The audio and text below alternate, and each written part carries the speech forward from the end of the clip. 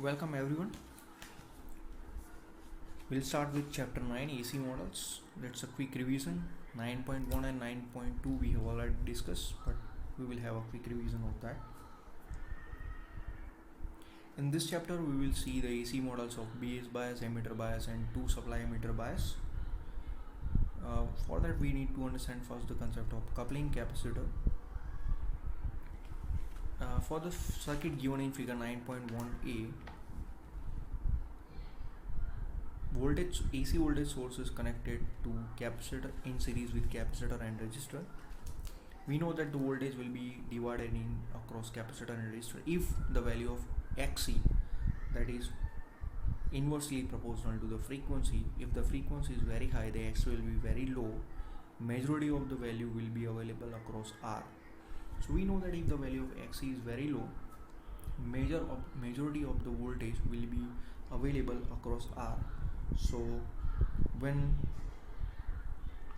coupling capacitor, it will allow us to couple an AC signal to an amplifier without disturbing Q point, because it will act as open for DC. We know that Xc is very low for high frequency. Similarly, when DC is applied, at that time your Xc will be approximately or ideally infinite. So at that time it will act as open circuit. For an AC source having 20 Hz to 20 kHz, consider the worst case 20 kHz if you want to design the value of C. So how much less the value of C, that is Xc, required so that we can have the maximum voltage across R, so that we can couple maximum voltage across R. So for that we have to design, if the range of frequency is given 20 Hz to 20 kHz, then we'll have to look at 20 Hz, because at 20 Hz you know the Xc will be highest. Okay, so for that, how much less value of C is required? Consider 10 times lesser than R. So Xc, if we are considering 10 times less than R, that is 0.1 R. So value of Xc 0.1 R and R. In that case, the total value of impedance will be 1.005 R. And if we consider that the value of Xc is 10 times lower, so consider it as a short, like capacitor is not available here, that is shown in figure B. In that case, the total impedance value will be R. So in first case it is 1.005 R, and in the second case it is R, then the error here is only 5.5%. So it is a very good approximation. So for later on discussions, what we will do, whenever there is a capacitor available and if it is following the condition Xc less than 0.1 R, we will simply replace capacitor with short for the AC value. So that is shown in figure 9.1c. For DC it is open, for AC it is short. Based on the equation Xc less than 0.1 R, we have one example here. Value of R is given, range of frequency is given, you can find out Xc, that is 39.8. And one more example that you can solve at your own. Okay, let's see the base bias circuit and its AC analysis. The first of all, 9.2a gives a DC analysis of base bias that we already studied, and using that we can calculate the value of Vc, that is 15 volt, and Ic 3 milliampere. Now if we apply the AC voltage, if you want to apply the AC voltage at the base, then we will use 100 microvolt AC voltage. Using the coupling capacitor, we will connect it to the base, and the output is taken from the collector using again a coupling capacitor, and the load resistance is of 100 kilo ohm. Here, as we are using the coupling capacitor at base and collector, that means all the AC, the DC Q point, whatever we have set, it will remain intact, because whatever DC value if available from the outside source or beyond that point, beyond the capacitor, it will be blocked automatically and nothing will disturb our Q point. So the idea is coupling capacitor prevent AC source and the load resistance from changing the Q point. So they will not change your Q point. Full AC voltage appears at the base, produce an AC base current and added to DC base current. So at the base you will have the addition of DC base current 30 microampere and the AC base current that will be superimposed on the 30 microamp that we will see in the next slide. Similarly, AC base current produces the amplified version of collector current due to current gain. AC collector current flows through the resistor RC, and as it is varying, so it will cause variable drop across RC, so your VC will depend on that.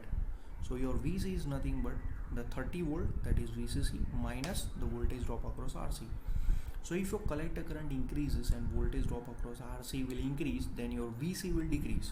So that's why if you see here in 9.3C, then your VC value is 180 degree out of phase with your IB and IC value.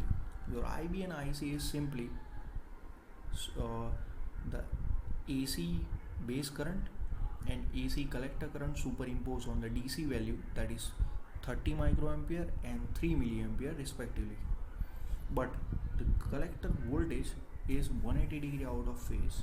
Okay, so that clear difference you can see here. Look into the voltage waveforms. When you apply the AC voltage, the average value is 0, the reference value is 0, but when it is available at the base, it will have the average value, that is 0.7 volt DC. On the output side, the collector voltage, AC collector voltage, will have the average value of plus 15 volt, but when it is coupled to the load resistance, your DC will be blocked and you can see the output, that is again pure AC with the DC value 0. So that is a base bias voltage waveform. Here again the concept is voltage gain, that you already know AV is equal to V out upon V in. This equation, if you remember 9.2, you can solve based on this equation. This for example where in case A, input voltage and voltage gain is given, you can find out V out.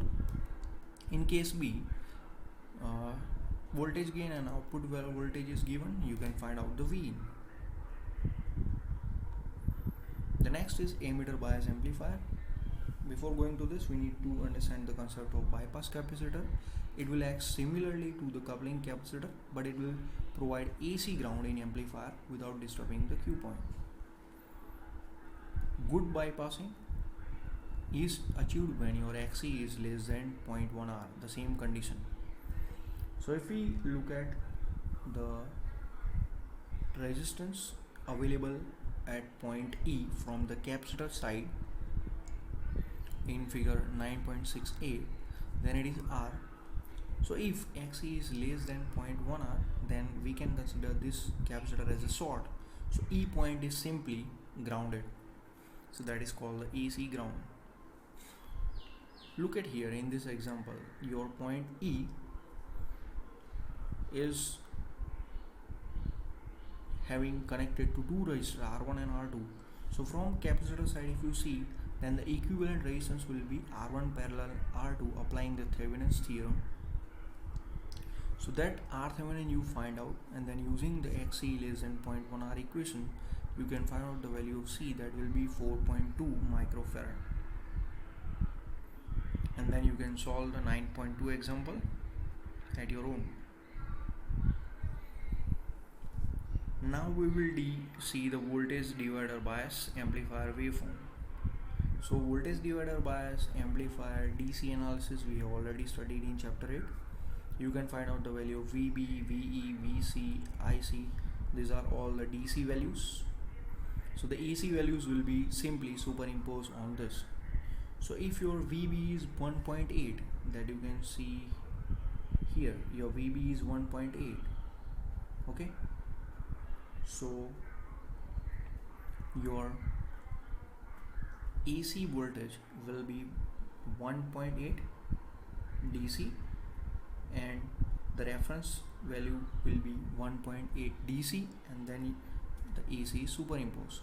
Similarly, VC is 6.04 volt DC plus AC. Okay, on the that is shown again at the collector. But now if you see the coupling capacitor connected at the collector, and then you see the voltage across the load resistance, that is 100 kilo ohm, then it will be a pure AC, because it will drop the DC, it will drop DC, that is 6.04, and it will be pure AC voltage available at the output. Now look at the ammeter. At ammeter, whatever AC voltage you have, that will be simply grounded, because your bypass capacitor indicated with the blue arrow will act as complete short for the AC. So at that point you will have only DC value, that is 1.1 volt, that is a value of VE. Okay, so you will have only the value of VE, that is DC, but AC will be simply grounded, so that will not affect your Q point.